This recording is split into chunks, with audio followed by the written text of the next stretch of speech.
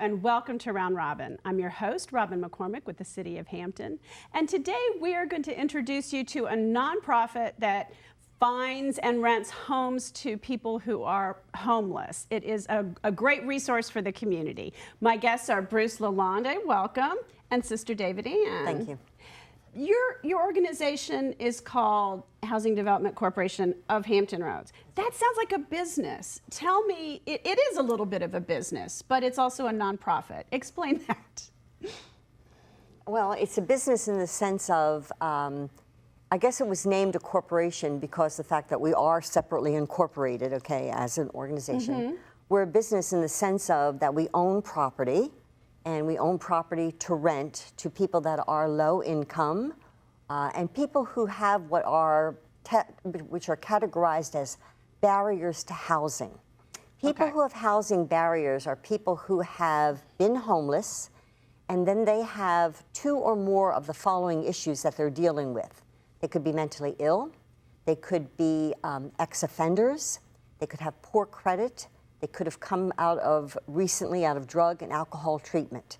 And so therefore, sometimes they are difficult to place in regular housing. Right. And we welcome those individuals into our housing. We're glad to be able to provide housing for them through an agency which is providing supportive services for those individuals. So sort of, if this is fair to say, the treasurer might tell me I'm wrong, but it runs as a business in terms of owning, renting, leasing, all the legal stuff, but as a nonprofit in terms of being focused more on the clients than the return on investment. It's not, the return on investment is the people. It's incorporated just because it needs to be a business entity unto itself. But again, our mission is to be that. You know, there's a lot of federal regulations, there's a lot of state regulations, and we want to work with those who can't work through those federal and state regulations and give them an opportunity and hope for housing.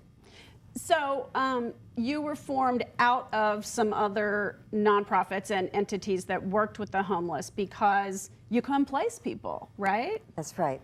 Link of Hampton Roads has HUD supportive housing to place people who are chronically homeless in housing.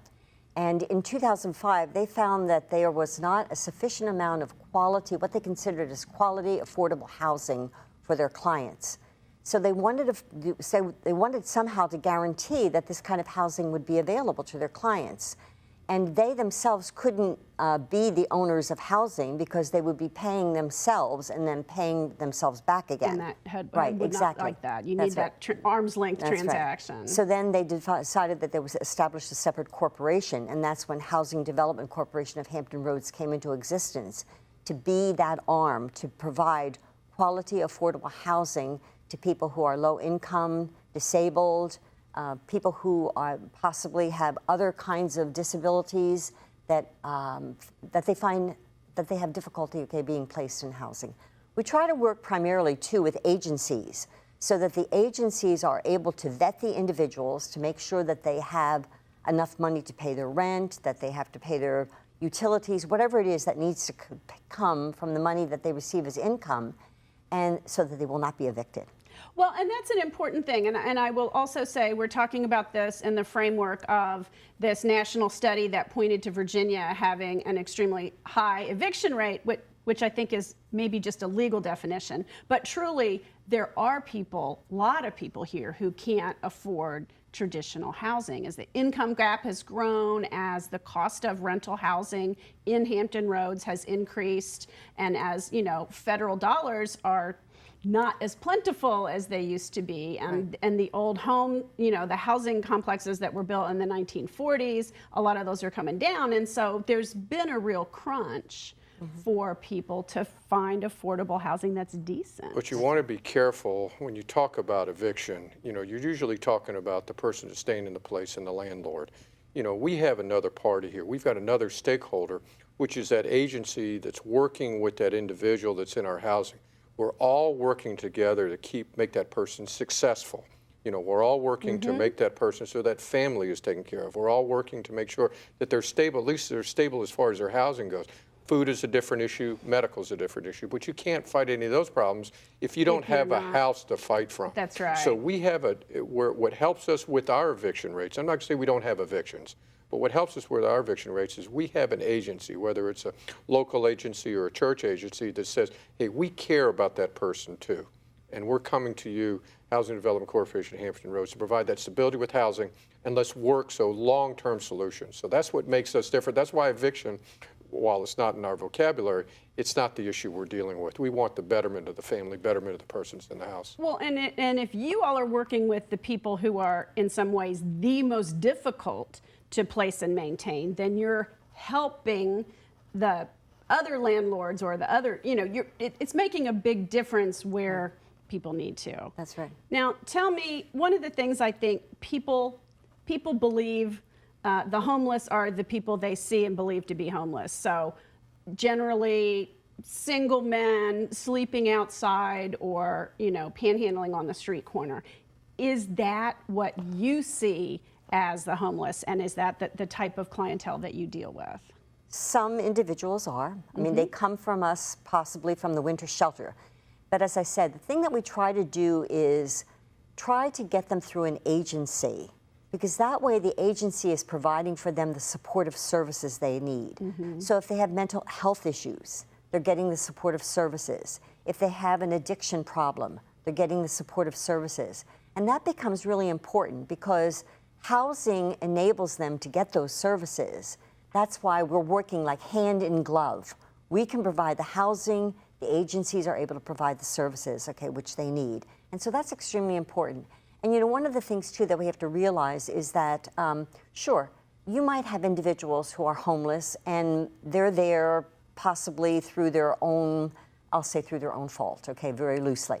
However, there are individuals who have fallen on hard times for whatever reason and now have become homeless. You know what I mean?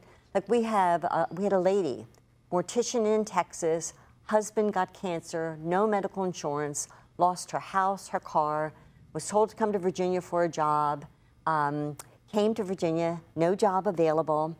We got her into one of our houses. We had to make some kind of concessions at first in order for her to be able to stay there. Worked 2 jobs, in order to try and stay in housing.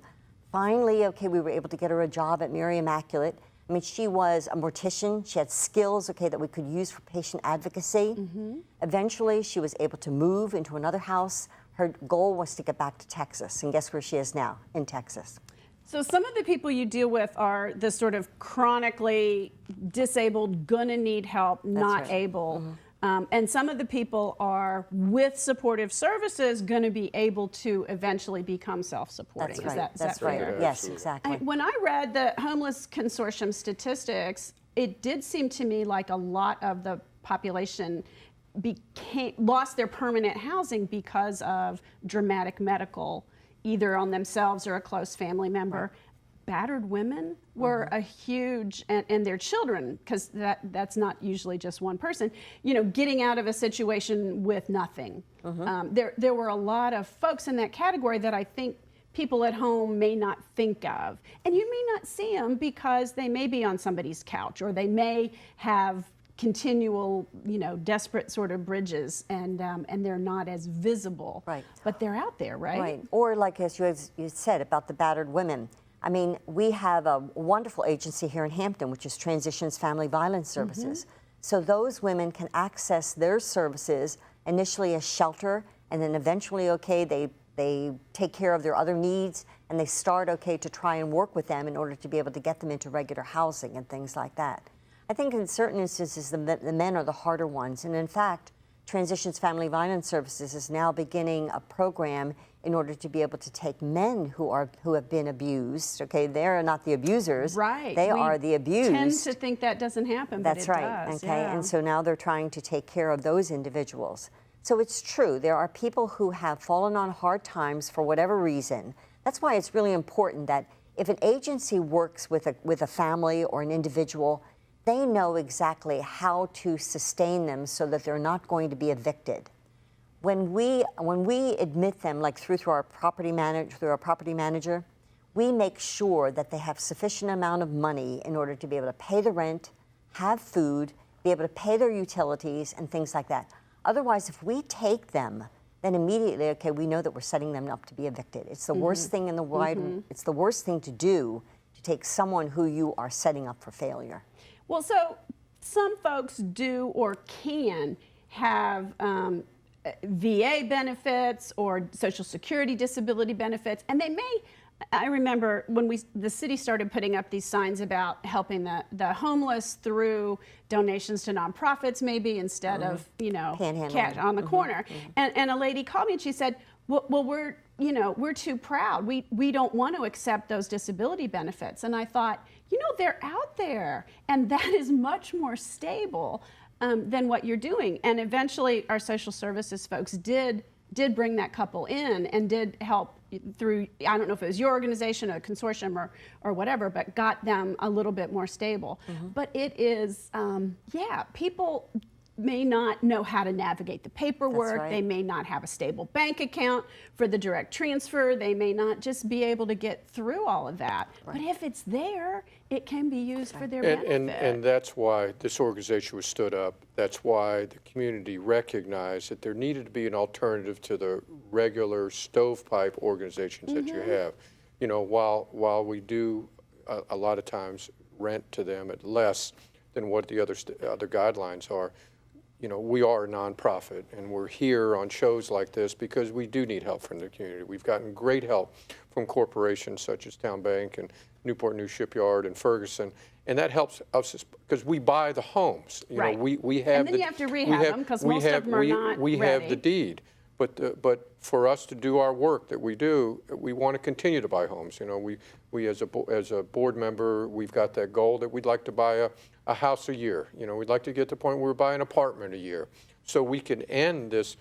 We can't end it. I mean, there'll always be homelessness, but at least provide a different alternative that agencies have to stabilize people here in the city of Hampton. Well, so that does get us to how are you funded, Bruce? And you might want to talk about again, that. as a board member, again, of 501(c)(3). I mean, we're funded by charitable donations. We partner a lot. We partner with other nonprofits who have the same type of goals we have. We most recently participated in the Country for Kids concert that they had at Hampton Roads with Josh Turner. That was a great turnout for us, great support from the community. The Holiday Light Stroll that's in Newport News, all right, we are one of the benefactors of that organization. Sister David Ann is dogged in grants that are available here locally and nationally, and we've done good. We don't win all of them, all right? We're only buying, this is the first house we've bought in 3 years, all right? So it is a process, but if we can buy a house, we have control. If we buy a house, we can get the mortgage payment down. So instead of 30%, it may be only 10% that you need or 20% that you need. So, we have our website, hdcofhr.org. We encourage people to go to it. We do give local 757. So those mainstream things we have, but we have a very distinctive niche, all right? And that's providing housing. And there's not a better thing that you can provide for somebody than say, here's the keys to someplace that's yours every single night. That's a great thing. It is a great thing. And I think, you were telling me people who have come out of a situation and do get housing, a lot of times take good care of it. They're not your traditional renters who are like, I'm going to be gone in 6 months. I don't care. Property, is not my thing. Upkeep is not my thing. These people are invested in. Right, and we want them to be. And as I said, the attitude that we want them to assume is, this is my house. And therefore, if this is my house, I want to keep it up, to the very best of my ability. You know what I mean? And so therefore, that's really important for us. Tagging on to what Bruce said, Housing Development Corporation of Hampton Roads is always looking for companies that will provide us, with either a free service or with a service that is reduced. And that's really wonderful. We're also always looking for handymen or handy women, whatever you want to call it. Because you know what, the thing is, if we can, say for example, if we have a leaky faucet, instead of paying an hourly rate to a plumber, if I have someone who has that skill set and can go in there in 5 minutes replace the washer, I'm paying for the washer. The Housing Development Corporation is paying for the washer. they're not paying, okay, that hourly labor rate. So we're always looking for people. We're looking for people to support us when we do our fundraisers.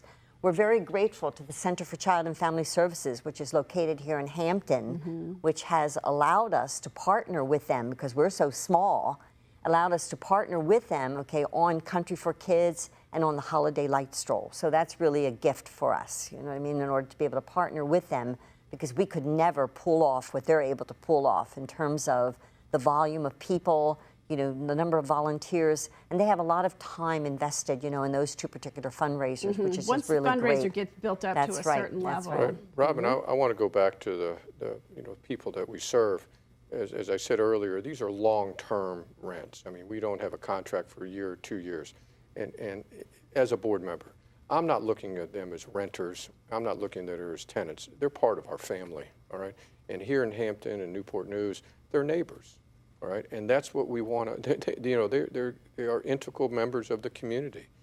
They're in some cases, they're taxpayers in the community. So they have a voice of what needs to be done. And that's what we want to encourage here, all right, these are people that are part of the community, just happen to have a speed bump, all right? And maybe a speed bump for a long time. But we're going to get them through it because they're part of our Hampton, you know, Housing Development Corporation of America, of Hampton Roads family.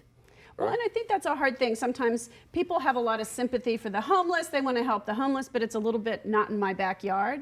And I think that's because they see a class or a stereotype and not the individuals. Right. And that's what we try to really stay attentive to. We pride ourselves on having quality housing so that the exterior and the interior is someplace that you or I would live, okay? And that's why we want them to take pride in their neighborhoods, that they form relationships in their neighborhoods, that they see themselves as every other person that's in this neighborhood, and that they have pride, okay, in keeping up their places, and we assist them in doing that. That's why for us, like, say, for example, to have somebody who we might not be able to, this person might not have a lawnmower, but if we have somebody, okay, that can come in to cut their lawn, just these, they might seem small and simple, and yet they're all very significant, and they mean a great deal to us, and they mean a great deal to the tenants whenever we can get assistance, you know, for Housing Development Corporation of Hampton Roads in whatever way, shape, or form that takes, whether it's money or volunteering your time or volunteering your services. All of those are we're just really grateful for. Okay. And Bruce, give us that website one more time, and people, I assume, can go there to get information about donating either time or money. Donating, volunteering, you know, just in some of those cases, just those prayers that we need to do the great things that we do. But it's the hdcofhr.org, right? And it's a very robust website, and I do encourage everybody to go there. And you'll be able to see our houses, you know what I mean? Get a picture. That's yes, nice. Exactly. So and that removes some of those stereotypes. When Yes. things are concrete and people are individuals instead of a class or a group or something, right. It's and that will easier. give people an idea and say, wow, these are really great houses, you know, and we want to support this effort by either making a donation or contributing services or volunteer time or whatever it may be.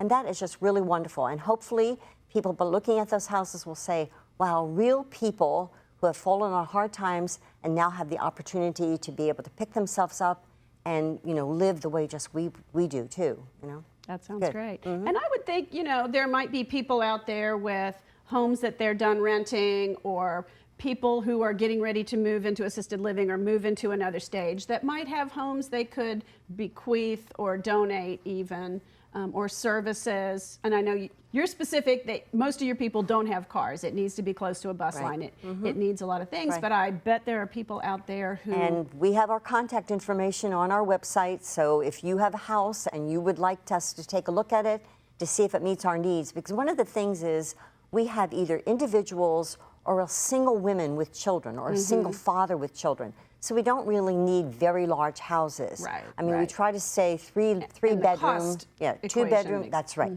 2 bedroom, 3 bedroom, you know, that size. So a 4 bedroom, that's a little bit, you know, out of our range. It's not that we wouldn't look at it. I mean, we're willing to look at anything that anyone is willing to show us, if they're willing, okay, to be able to give it to us for free or, you know, whatever.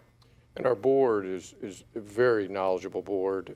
While we have 2 individuals that live in our homes, are members of the board, so they give us that insight of how we're doing. Great. We also have an attorney, we have a CPAs, we have a banker. So as you said, if those folks are thinking, well, I don't know quite how to do this, and I don't know what questions to ask, well, we've had those questions asked to us before, and we can help them with that process if they desire to donate a home, or they desire something little or something large. But every bit helps towards these families. Absolutely. Well, thank you both very much. Are there anything you want to add before we close? Just, our tagline is rebuilding lives, one home at a time. So if you can just remember that, that's exactly what our houses are doing. They're giving a family, an individual, the opportunity to rebuild their lives. Thank you You're so welcome. much. And thank you for watching. I hope you have learned about an organization that does a lot of good work, maybe doesn't get a lot of publicity, but needs some contributions from the community in terms of time or money or whatever you can give. I know from our research that helping the homeless is a priority, that people commented on our Facebook all the time, that it is a concern for people, and this is one concrete way that you can help make a difference. Thanks for watching.